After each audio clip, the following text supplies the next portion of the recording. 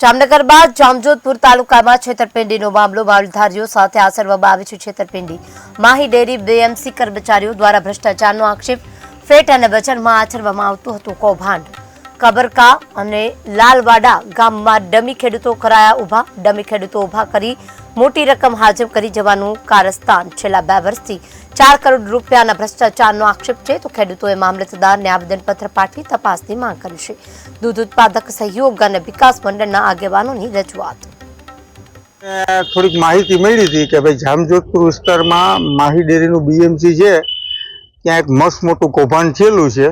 અને એ કૌભાંડની અંદર ત્યાં આજુબાજુના ગામડાના જે પણ પશુપાલકોનું દૂધ આવે ને એના ફેટ એસએનએફ કાપી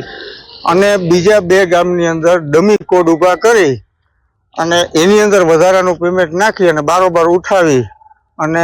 કૌભાંડ કરેલું છે તો એ માટે આજે મામલતદારશ્રીને અમે અહીંયા આવેદનપત્ર દેવા આવ્યા હતા કારણ કે આ મેટર એવી છે કે આની યોગ્ય તપાસ થાય તો અંદાજિત જે લોકમુખે ચર્ચા થાય છે અને અમે થોડાક જે ડેટા જોયા એ પ્રમાણે એવું લાગે કે આ 1.5 વર્ષથી હાલતું હતું તો 4 કરોડ જેવી એમાઉન્ટનું કરપ્શન ભ્રષ્ટાચાર થયેલો છે તો આ ભ્રષ્ટાચાર કોની મીઠી નજર હેઠળ થયો છે કોણ કોણ આમાં સામેલ છે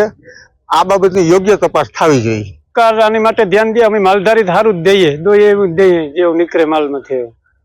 તો એમાં ભ્રષ્ટાચાર થતો હોય ને માલધારીનોમાં શું વાક છે મારો માલધારીનો જ છે બધો સરકારને ધ્યાન દેવું જોઈએ ને ખોટું કરનારા કરે છેલ્લે નુકસાની તો માલધારીને જ છે અમને થોડીક માહિતી મળી હતી કે ભાઈ જામજોધપુર વિસ્તારમાં માહી ડેરીનું બીએમસી છે ત્યાં એક મસ્ત મોટું કૌભાંડ થયેલું છે અને એ કૌભાંડની અંદર ત્યાં આજુબાજુના ગામડાના જે પણ પશુપાલકો